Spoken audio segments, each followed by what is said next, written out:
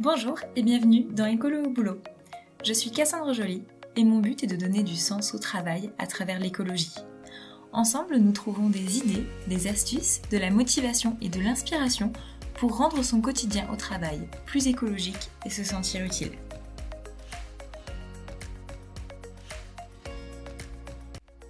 Aujourd'hui, je pense que la majorité des personnes qui écoutent ce podcast connaissent la fresque du climat, cet atelier pour comprendre les causes et conséquences du dérèglement climatique qui s'anime dans de nombreuses entreprises.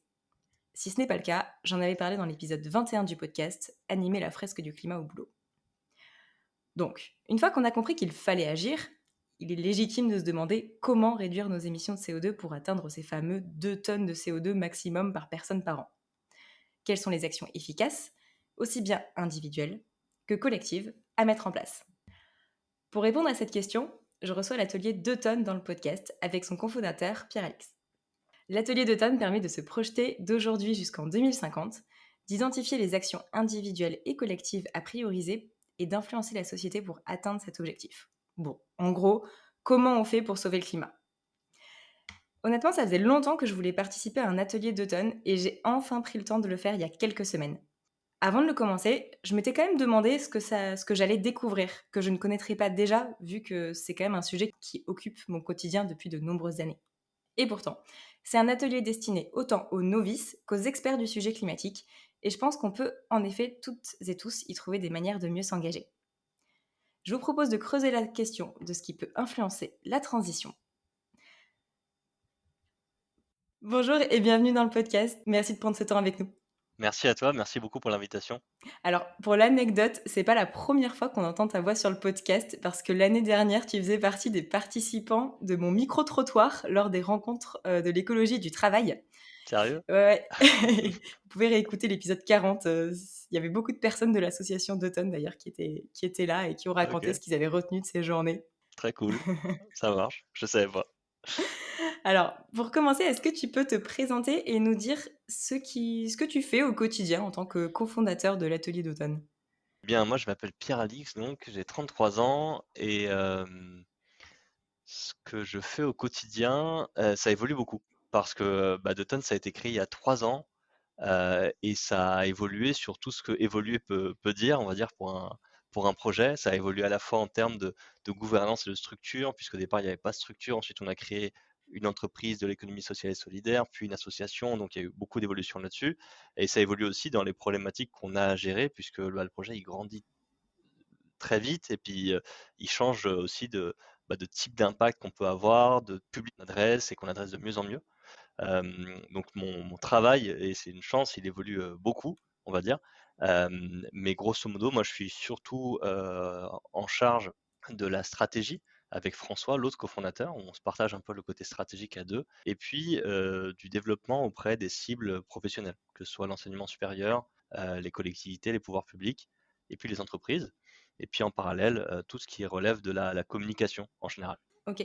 Tu saurais nous dire à peu près combien d'entreprises ou combien de salariés ont pu faire l'atelier d'automne aujourd'hui?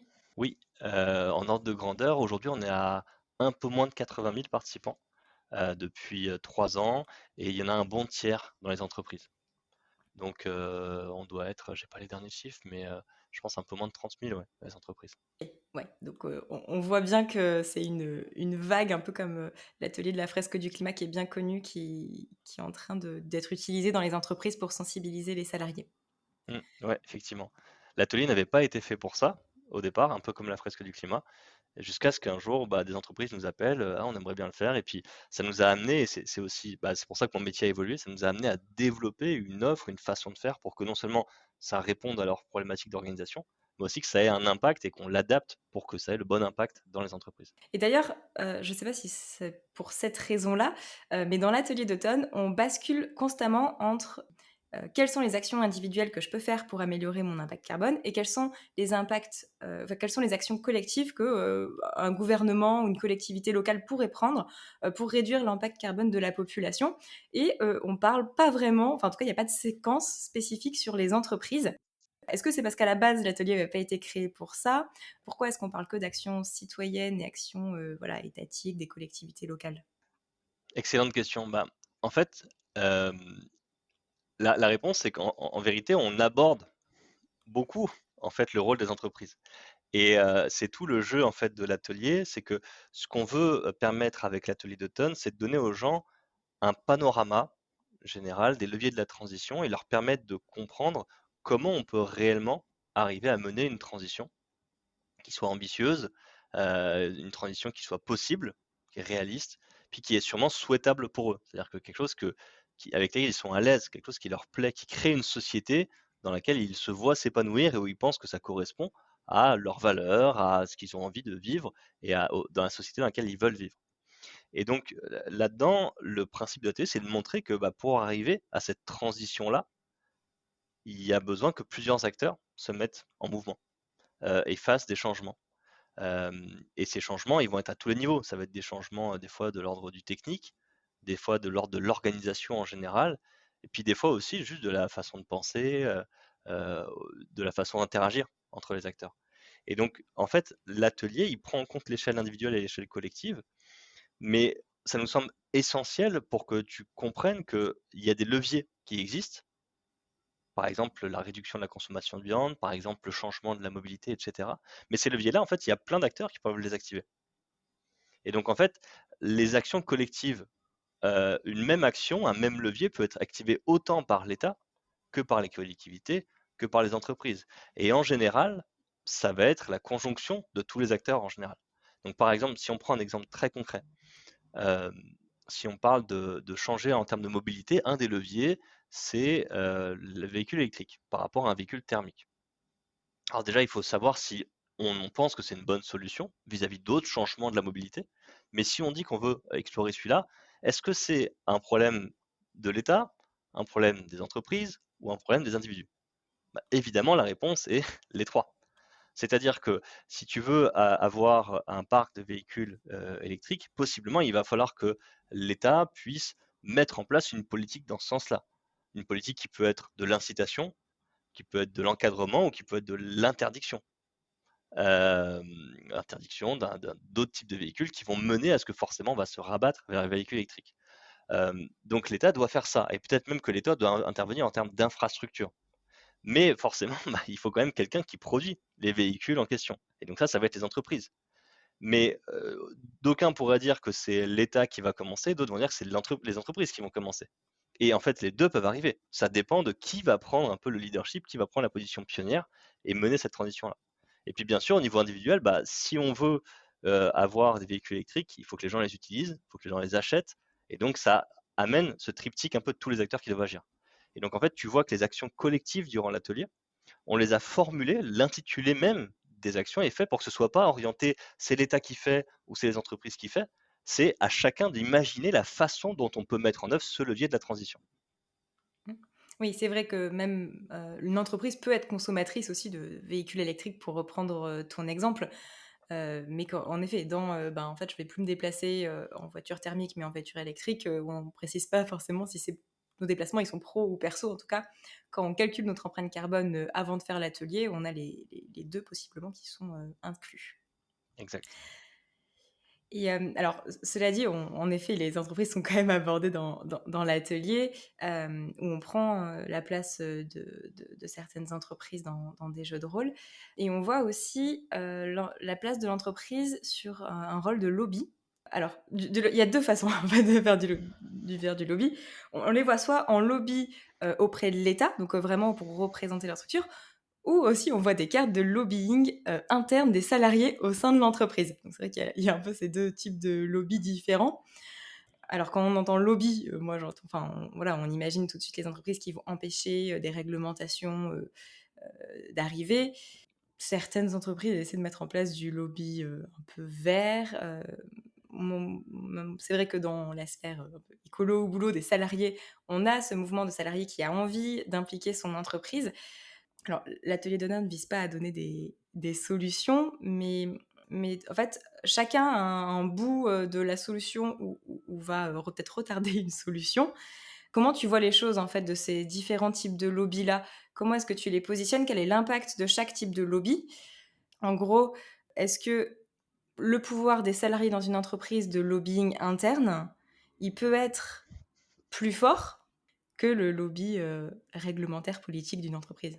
Je sais pas si ma question est très claire, elle est un peu large. En fait, elle est large, mais je pense qu'elle est large parce qu'elle est pas évidente et en fait, hem et je pense qu'elle est pas évidente parce que précisément, tu vois, j'évoquais le fait que ce qu'on veut avec l'atelier, c'est cette idée de panorama et ça veut dire une prise de hauteur et nous, en fait, on insiste beaucoup là-dessus parce que on pense que si tu veux, te projeter sur, hem, un changement qui a besoin d'être profond et c'est ce qu'on réalise aussi durant l'atelier, bah, il faut prendre un peu de hauteur et il faut voir un peu la systémique et questionner les solutions qu'on peut mettre en œuvre sur un temps long. Et pas juste dire qu'est-ce que je peux faire demain, mais qu'est-ce que je peux mettre en œuvre et qu'est-ce que tous les acteurs peuvent mettre en œuvre jusqu'à 2050 en l'occurrence. C'est pour ça qu'on a pris une date qui soit loin et non pas une date qui soit courte pour qu'on ait la prise de hauteur et la vision systémique. Et en fait, quand tu penses à ça, bah, tu vas dire, OK, donc il y a plein d'acteurs dans la société. Et là, tu peux tous les mapper, hein, et nous, c'est un travail qu'on s'est déjà amusé à faire, tu vois.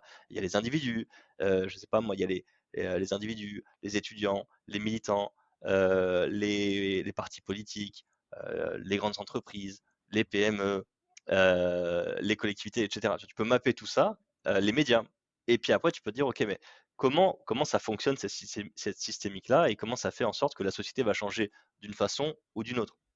en prenant le parti que l'histoire elle est jamais écrite à l'avance.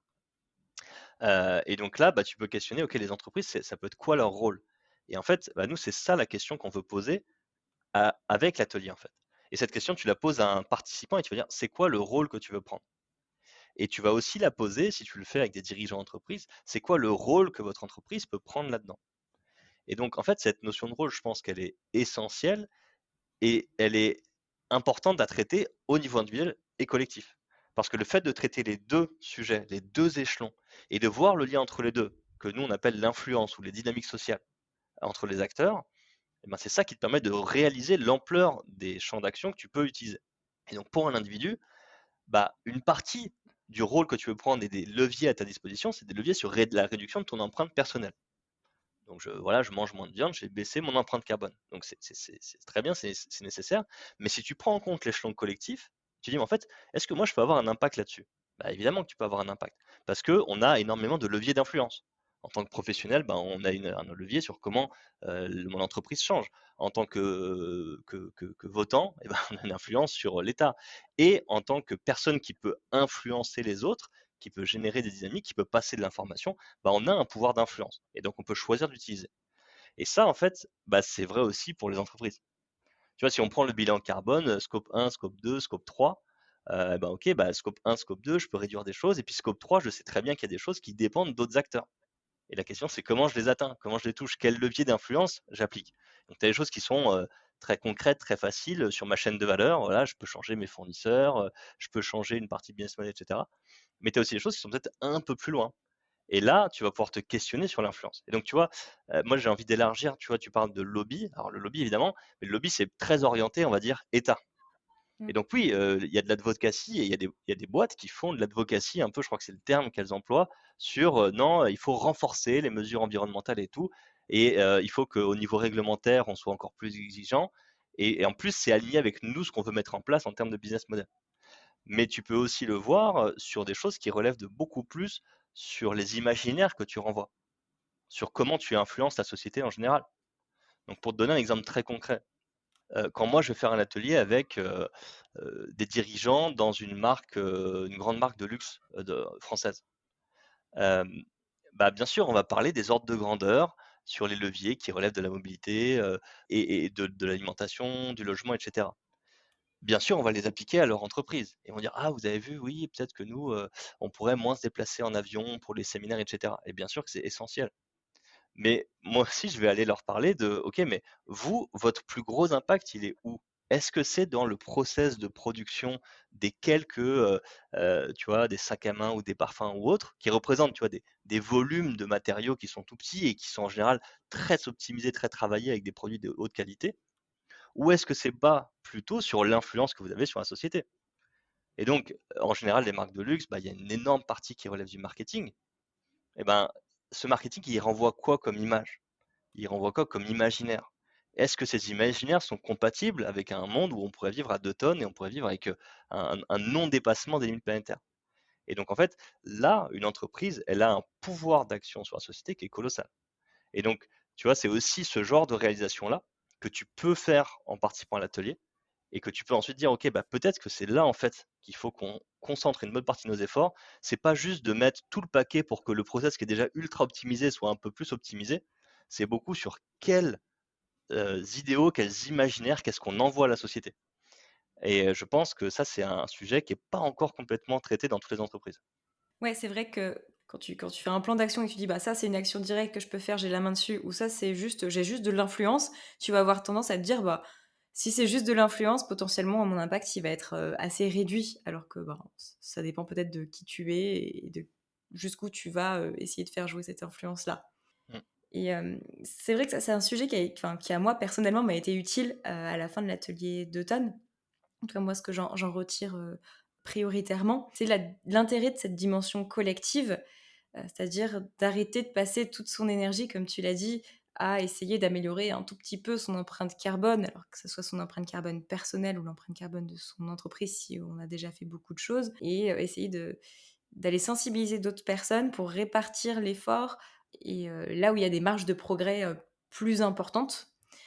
Mais ça m'a quand même posé, question après. Je me dis: «Bah, donc si concrètement j'organise un atelier d'automne dans mon entreprise, est-ce que je vais considérer que in fine, ça va aider à réduire les émissions de CO2 au niveau global?»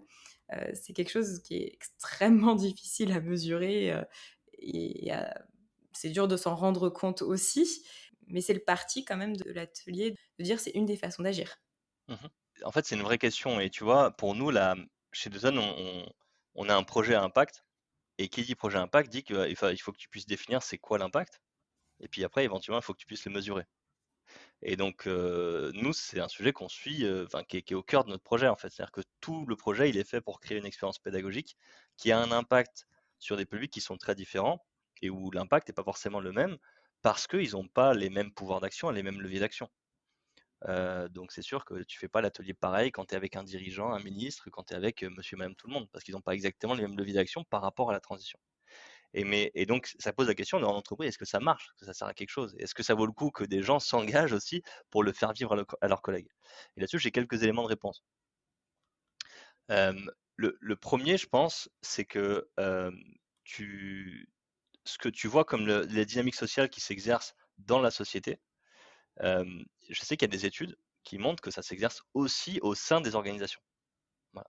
Et donc il y a des études, je me demande si c'est pas une étude de Harvard qui montrait que, bah, 10 des collaborateurs qui sont très engagés sur un sujet, et ben, en général, ça génère des changements assez structurants sur la façon dont une organisation est gérée, sur sa stratégie, et cetera.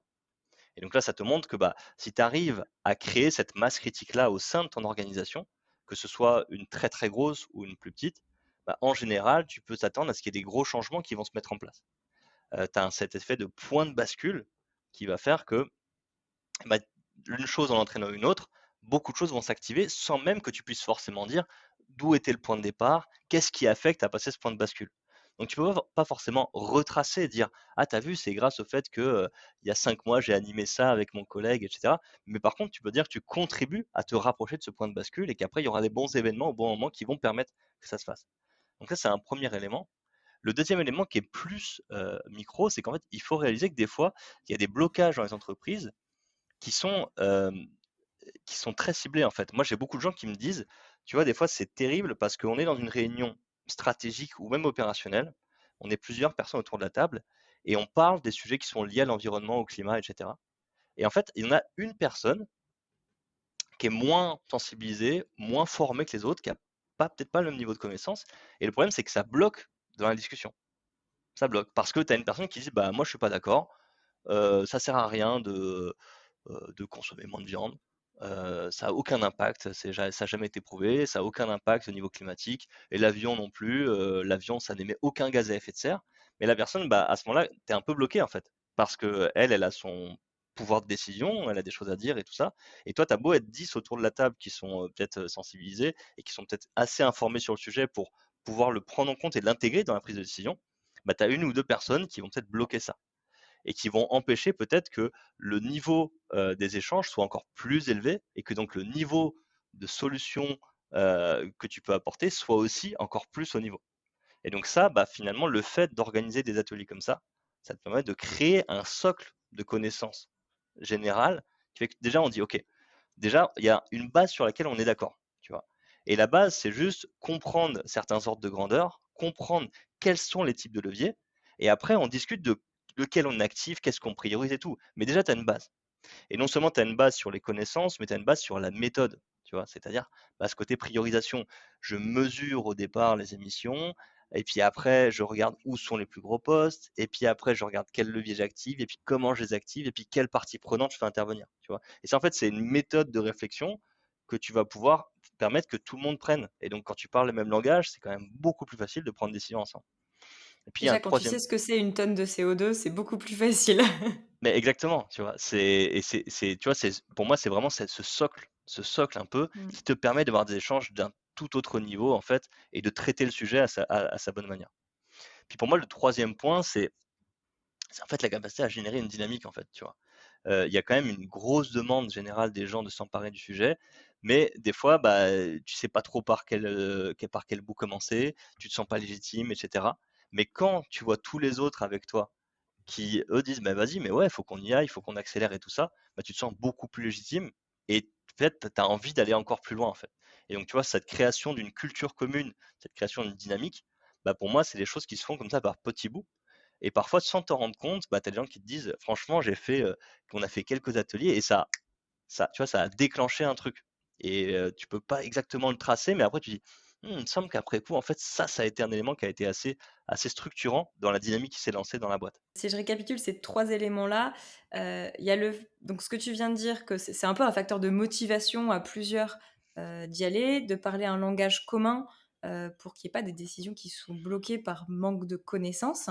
Ton premier point, J'évoquais la création d'une culture commune. oui, tu sais pas à quel moment ça va basculer, mais c'est, cet élément avec, d'autres qui, vont faire que, collectivement, il va se passer quelque chose. C'est là que tu as parlé d'histoire des 10 je crois. Ouais, c'est ça, exact. Et un dernier élément, tu vois, c'est que, bah,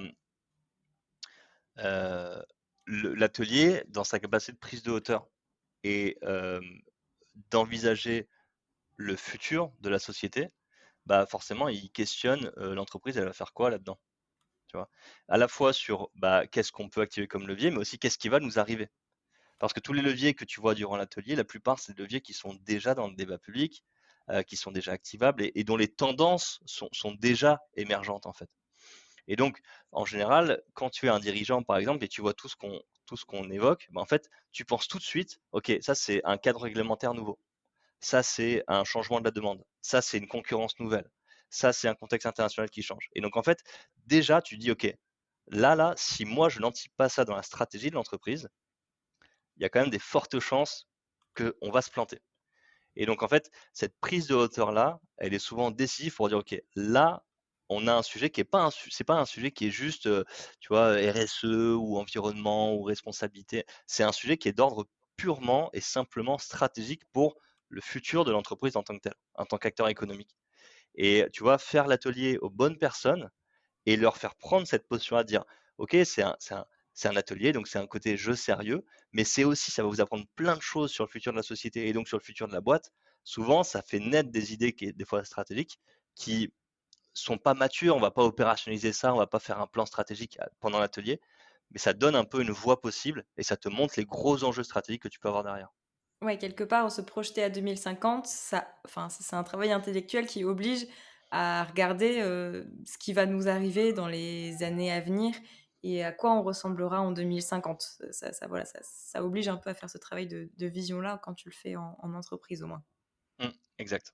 Est-ce que tu aurais des exemples, d'entreprises qui ont, voilà, fait, l'atelier d'automne en interne, qui ont, où ça a particulièrement bien fonctionné, parce que soit on l'a fait aux bonnes personnes, que ça a permis d'ouvrir des changements? Alors, on l'a dit, c'est pas forcément immédiat, donc je suppose que, vous n'avez pas toujours l'information de ce que ça permet de faire derrière. Mais voilà, si jamais tu as un exemple ou 2, de ce type-là, de voilà, qu'est-ce que ça peut apporter concrètement? Qu'est-ce que ça a déjà apporté concrètement en entreprise, de faire des ateliers d'automne? Mmh. Bah, je vais citer quelques exemples. Un 1 qui me vient, qui était un atelier pour une start-up qui était dans le tourisme, qui faisait des offres de tourisme Et en fait, c'était assez drôle, c'était entre 2 confinements, je crois, entre le premier et le deuxième, je crois, un truc comme ça. Et en fait, c'est tout bête, mais le fait de réaliser avec l'atelier tous les enjeux des transports, en fait, et à quel point les transports, c'était quelque chose qui était structurant dans les émissions de gaz à effet de serre, bah, forcément, quand tu es une entreprise qui est liée au voyage, bah, ça pose des questions. Et en fait, bah, durant l'atelier, c'est là où ils étaient 12 dans la boîte à l'époque. Donc, tu vois, on avait vraiment toute la boîte qui était là avec toutes les expertises. Et en fait, bah, tout ça, ça les a amenés à dire, en fait, est-ce qu'il n'y a pas des moyens de réinventer un peu une partie de notre business model sur des choses où, certes, tu vas utiliser certains de nos actifs, notre réseau d'acteurs dans le monde entier, etc., mais peut-être d'une façon qui émet moins. Et donc, en fait, après, ils ont eu l'idée de faire des offres digitales, des choses comme ça où tu vas permettre aux gens de voyager d'une façon ou d'une autre, mais sans te déplacer en digital. Alors, c'est tout bête. Tu vas te dire, bon, il n'y a pas forcément besoin de faire un atelier pour imaginer à ça. Mais en fait, tu vois, c'est des fois des trucs très simples qui te permettent de penser à, bah tiens, en fait, on peut peut-être remettre en cause même un truc qui semble fondamental et le faire différemment. Et donc là, c'est tu vois, un côté startup que j'aime bien parce que là, c'est très concret et les boîtes, elles sont encore vachement flexibles. Donc, ça peut changer très vite. Mais des fois, ça va être un peu plus profond. Par exemple, tu vois, on a fait avec Danone récemment, on a fait le Danone Day, qui est un gros événement annuel où tous les salariés dans les bureaux notamment sont invités à passer une journée où on parle un peu stratégie, on se projette comme ça vers le futur. Et bah, tous, là, on a eu quasiment 1000 personnes qui ont fait l'atelier avec une petite centaine d'animateurs internes qui sont formés pour l'occasion pour le faire à leurs collègues. Donc c'était trop cool en fait.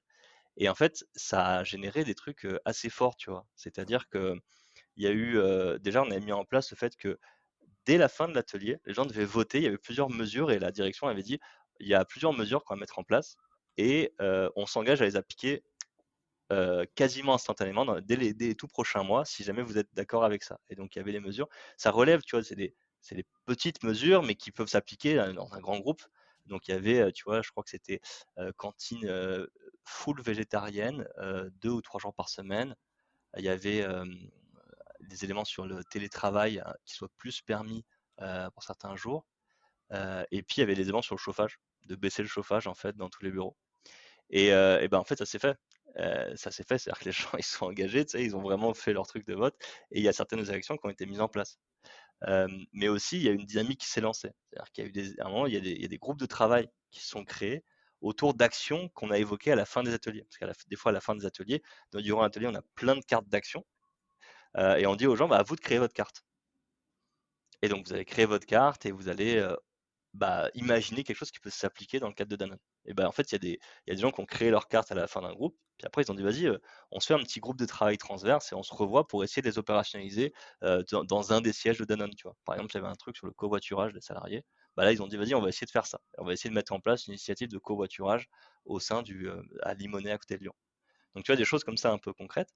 Puis au-delà de ça, moi, un truc qui m'a marqué, c'est que c'était une date particulière, c'était les 50 ans d'un discours d'Antoine Riboud assez fondateur qui a un peu fondé la RSE. Et en fait, il y a plein de gens qui ont dit, moi, le fait que Danone organise ça et que Danone joue carte sur table en faisant une démarche de formation, de sensibilisation qui est ultra honnête, ultra ambitieuse, qui donne des gros ordres de grandeur et qui donc se met un peu en danger parce que quand tu connais le sujet, bah tu acceptes moins, t'acceptes pas le greenwashing, même le greenwashing interne, ça marche beaucoup moins bien, tu vois. Donc tu te mets un peu en danger et les gens ont dit, moi ça me rend fier de bosser pour une boîte qui est fidèle à son projet là pour le coup et qui donne carte sur table aux gens et leur donne un moyen d'être beaucoup plus empoweré, beaucoup plus critique, beaucoup plus en capacité de comprendre ce qui peut se passer dans la boîte, ce qu'on peut changer, etc. Et donc ça a généré, tu vois, un dynamisme, une fierté. Et ça, je trouvais ça assez cool en fait, que tu as 1000 personnes comme ça qui sont parmi lesquelles il y a toute la direction, il y a tout le monde qui disent ok, bah là on a un moment fort sur lequel on peut construire une dynamique. Moi, je trouvais ça assez riche. Ouais, donc on peut l'utiliser comme ça pour, soit se projeter vraiment en disant: «Ben, on va faire cet atelier, pour essayer de se projeter à 2050 dans les années qui viennent et voir si notre business model, il est adapté, si oui, il y a des modifications qu'on peut faire». Ou alors en moment où potentiellement on peut essayer de soit on veut faire passer des changements, passer un message. Enfin, tu vois, quand tu me racontes ça, je me dis que c'est quand même, assez, audacieux de dire aux salariés: «OK, vous votez et on l'appliquera». Je me demande, presque si c'est pas une façon de faire passer le changement plus facile? De dire: «En fait, c'est vous qui l'avez décidé, donc on va le faire», plutôt que, bah, en fait, dans notre bilan carbone, il faut qu'on limite la consommation de viande de nos cantines, donc ça va être 3 jours végétariens par semaine, alors que si voilà, ça s'est passé par des ateliers d'automne où c'est les salariés qui ont voté, bah, c'est beaucoup plus facile à assumer derrière. Ouais, mais en fait, oui, mais clairement, en fait, enfin, tu vois, je pense que encore une fois, chez Letton, on fait de la pédagogie et la pédagogie, pour moi, la base de la pédagogie, c'est de croire en l'être humain. Si tu crois pas en l'être humain, bah, faut pas être pédagogue parce que tu te dis, «Non, ça sert à rien, les gens, ils sont je sais pas moi, ils sont pas intelligents, ils veulent pas changer, ils sont pas animés de bonnes intentions, donc ça sert à rien d'essayer de leur apprendre des choses et de leur permettre de se faire une idée sur un sujet». Bah, nous, on croit beaucoup en l'être humain et l'humanisme, c'est la première de nos valeurs et en fait, bah, moi, c'est aussi vrai dans les entreprises. Nous, ce qu'on pense, c'est que les gens, quand on leur explique les choses de la bonne façon et qu'on leur passe, des messages, mais qu'on leur permet d'avoir leur propre regard critique là-dessus, bah, en général, avec les bonnes informations, ils comprennent et ils comprennent, en fait, beaucoup des choses qui sans que tu aies besoin de leur dire: «Fais ci, fais ça», et les gens le comprennent, en fait et donc c'est pour moi, c'est assez clé de faire confiance aux gens. Dire: «Je vous donne les moyens de vous approprier le sujet, je vous donne les moyens de comprendre les grands enjeux, macros auxquels on fait face et de là, vous allez pouvoir beaucoup plus comprendre le micro, les changements, les trucs un peu moins drôles qui vont se mettre en œuvre, les opportunités qu'il y a derrière aussi. Mais ça suppose encore une fois de faire confiance en l'humain et donc de passer du temps. Et si tu passes pas de temps, bah, forcément tu dis au juste aux gens: «Bon, bah, on a fait ci, acceptez-le, parce que c'est nécessaire». Là, tu le montres d'une façon où, tu permets aux gens de se faire leur propre idée et en général, après, bah, quand tu as compris le truc, quand tu es éclairé sur le sujet, tu comprends beaucoup des choses qui en découlent et c'est vrai au sein de l'entreprise, mais c'est vrai au sein de la société. C'est la même chose, au fait, au sein de la société. Oui, c'est ce qu'on a vu avec la Convention citoyenne du climat. On a tiré des citoyens au sort, dont certains qui étaient pas spécialement militants, voire loin de là, et ils ont réussi à se mettre d'accord avec des taux de consensus, impressionnants sur les actions, à mettre en place. Exact et tu vois, pour compléter ça, c'est la raison pour laquelle, tu vois, un atelier comme 2 tonnes, pour la faire, courte, la fresque du climat, par exemple, tu vois, tu es vraiment sur les tu vois, sur les constats. Tu te bases Mmh. sur un rapport scientifique, donc tu transmets les constats et c'est un c'est un parti pris de la fresque de ne pas parler des solutions Mmh mh. et moi, je trouve ça très sain, en fait, c'est très cool et nous, bah, on fait un pari, pour le coup, qui est de parler des solutions. Et donc tu pourrais dire: «Ah oui, mais les solutions, c'est forcément politique, donc c'est forcément biaisé politiquement, ou c'est forcément orienté, ou il y a forcément une couleur derrière». Et donc nous, tout le design pédagogique qu'on a fait, c'est de dire: on s'en tient à la partie objectivable du débat sur les solutions. Et on essaie aux gens de montrer les leviers possibles, de montrer les ordres de grandeur scientifiques et à quel point un levier est plus important qu'un autre, mais on leur dit pas ce qu'ils doivent faire. On n'essaie pas de, dire, que toutes les solutions, les bonnes, c'est plutôt celles qui ressemblent à ci ou celles qui ressemblent à ça. On montre un peu l'ordre de grandeur de tout ce qui peut être fait, tout l'ordre de grandeur de tout ce qui devrait être fait si on veut être au niveau de nos objectifs d'atteindre les zones et voilà. Et après, bah, si tu fais ça, tu permets aux gens de garder confiance dans la pédagogie, c'est-à-dire de garder confiance dans: «OK, tu m'as présenté plein de trucs et maintenant c'est à moi de m'imprégner ça et de l'appliquer à mon échelle». Ouais, c'est qu'un point de départ, et derrière, c'est qu'est-ce que j'en fais? Qu'est-ce que j'en retire comme enseignement? Comme tu disais, ben, est-ce que après je vais me réunir avec des collègues pour en parler parce qu'on a eu cette idée d'action et on est, assez, motivés pour essayer de la mettre en place? Ou est-ce que c'est, ben, moi ce que j'ai appris, je trouve ça super et j'ai envie de le transmettre? Alors justement, si, on est intéressé, qu'on veut animer un atelier d'automne dans son entreprise et qu'on découvre le principe aujourd'hui, comment ça se passe? Eh ben, il y a plusieurs façons de faire. La première façon, c'est que tu peux organiser un atelier avec un professionnel qui vient faire un atelier. Donc là, bah, 2 tonnes, l'entreprise 2 tonnes, bah, on peut le faire. Et puis sinon, bah, il y a plein de gens, c'est un peu comme la fraise du climat, qui sont animateurs pro et puis qui proposent aux entreprises, aux collectivités, etc., de faire l'atelier. Donc ça, c'est une première piste qui est cool, parce qu'en plus, bah, ça te permet d'avoir un vrai pro qui va venir, qui va comprendre un peu le contexte et tout ça, et qui va, tu vois, adapter, faire des liens avec le sujet de l'entreprise, etc. Ça, c'est une première option. Une deuxième option, c'est de dire, bah, je veux déployer ça avec des collègues et on veut, tu vois, on a une démarche un peu qu'on veut mettre en place. On veut toucher tout un département, on veut le faire dans le cadre d'une feuille de route stratégique qu'on est en train de dévoiler et qu'on a envie que les gens la comprennent on veut vraiment avoir cette démarche un peu plus stratégique, et bah, à ce moment-là, bah, tu mets en place un déploiement de l'atelier.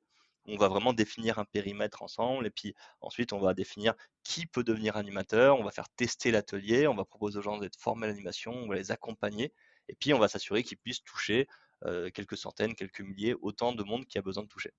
Et puis il y a une troisième solution, c'est que des fois il y a des gens qui c'est juste bah moi je suis un écolo au boulot, il n'y a pas une grosse démarche stratégique, mais j'ai envie d'embarquer mes collègues, j'ai envie de sensibiliser mes collègues. Peut-être de provoquer une démarche stratégique. Grave, ouais, ouais, c'est ce côté un peu bottom up, tu vois?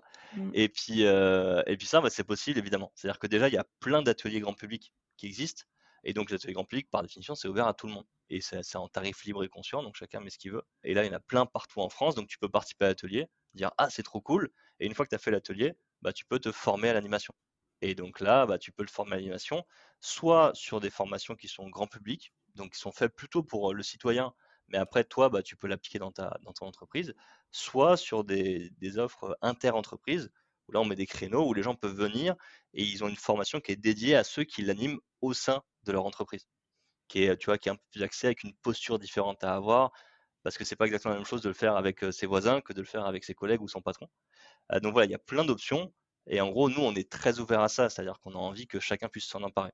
Et une fois que tu l'animes dans ton entreprise, en fait, on a le même fonctionnement que la fraise du climat, grosso modo, c'est-à-dire que ton entreprise doit reverser des droits à l'utilisation. Ils peuvent être dégressifs si après, justement, c'est un passage à l'échelle. OK, d'accord. Donc, plusieurs options, soit on se forme soi-même, soit on se forme à plusieurs, soit on fait appel à un pro qui saura, l'animer en one shot, mais précisément, si on veut la faire, découvrir à son employeur ou, C'est pour exact. une démarche, déjà lancée. OK, je vais te poser ma dernière question que je pose, à l'ensemble de mes invités, c'est quel est ton conseil écolo au boulot pour les personnes qui nous écoutent? Je pense que le premier conseil, je vais être fidèle à ce que j'ai dit avant. Je pense que le premier conseil, c'est d'être conscient du pouvoir d'action qu'on peut avoir en tant que professionnel. Tu vois? Des fois, il y a des gens qui ont une vraie dissociation entre, ma vie perso et puis ma vie au boulot. Et en fait, je trouve ça normal parce que, bah, c'est pas la même chose. C'est bien aussi des fois de faire la séparation bien nette, tu vois? Mais bah, des fois, tu peux dire: «En fait, moi, chez moi, je suis vachement écolo, je fais attention à tout et cetera dans ma vie. Mais au boulot, bah, là, je sais que, tu vois, je peux pas». Et en fait, je pense qu'être conscient de son pouvoir d'action, notamment via l'influence, ça, c'est essentiel. Parce que j'ai l'impression que dans beaucoup d'entreprises, tu vas avoir un gros décalage entre le niveau opérationnel, le niveau hiérarchique et le niveau d'influence des gens, surtout quand ils s'emparent d'un sujet. Moi, des fois, j'ai des gens qui viennent me parler, ils me disent: «Moi, je suis l'assistant de l'assistant». Enfin, je suis vraiment à un poste, qui est pas un gros niveau hiérarchique, mais en fait, je suis de loin la personne la plus calée sur le sujet.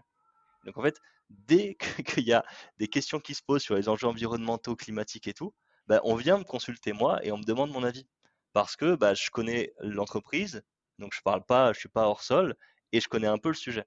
Et donc en fait, des fois, ces gens-là deviennent un peu des référents, même si c'est le titre est pas officiel, ils deviennent des référents, tu vois? Et ils gagnent un pouvoir d'influence qui est assez fort et des fois, il y a même des postes qui se créent et tout parce qu'on dit: «Eh mais toi, en fait, tu t'éclates là-dedans, on a des gros besoins, on commence à comprendre que c'est un sujet qui est ultra central, bah, vas-y, tu veux pas prendre ce poste-là?» Et donc pour moi, tu vois, c'est de de pas croire que la partie est perdue, de pas croire qu'on peut pas avoir d'impact ou qu'on est cantonné à son petit secteur un peu, opérationnel, mais de se dire: «Non, non, mais attends, il y a plein de gens avec qui j'interagis tous les jours, j'ai plein de messages à passer, les gens sont souvent très à l'écoute en fait et ils apprécient que, quelqu'un puisse avoir une posture où on va leur passer de l'information, mais sans forcément être trop agressif ou exigeant parce qu'on connaît leur contexte. Ça, je pense, ça serait mon plus 1er et principal conseil. Être conscient de son pouvoir d'action, en prenant en compte l'influence qu'on peut avoir et bah, peut-être justement se donner les moyens de l'avoir en se formant et là je fais pas de la pub pour 2 tonnes juste, mais il y a en France un énorme écosystème de formation, d'ateliers, de trucs qui existent, qui sont ultra différents, et en fait ça permet à chacun de pouvoir se créer son propre parcours de montée en compétences et donc de pouvoir se sentir de plus en plus légitime pour aller en parler à tous les niveaux, y compris dans son entreprise. Trop bien et d'être, l'écolo, au boulot qui rend service aux autres, parce qu'il a la réponse à des questions que tout le monde se pose, potentiellement. Ouais, carrément. Et tu vois, mais à une époque, j'ai l'impression que ça, tu vois, l'écolo au boulot, c'était vu comme, tu vois, c'était un peu moqué, tu sais, c'était un peu vu même comme, Ouais, c'est le relou, c'est un Ouais, peu, les tu sais, personnes osaient enfin moi j'ai ce sentiment qu'il y a quelques années, les personnes n'osaient pas le dire. ouais, Tu vois, genre: «Ah ouais, je vais être cataloguée comme, l'écolo de service, le militant radical», alors que, ouais. c'est pas ça, quoi. Eh beh, exactement et moi j'ai l'impression que le switch qui est en train de s'opérer, c'est que maintenant c'est vu comme une ressource. Mmh mh. C'est vu comme, «Attends, mais moi dans mon équipe, j'ai quelqu'un qui connaît bien le truc, elle est animateur fraise du climat et tout, t'inquiète, vas-y, on va lui demander de venir» et je pense que déjà, tu vois, elle va nous donner quelques trucs pour être sûr qu'on passe pas complètement à côté du sujet, tu vois? Quand on fait notre campagne de com, qu'on se fasse pas bâcher parce qu'on a dit n'importe quoi, tu vois?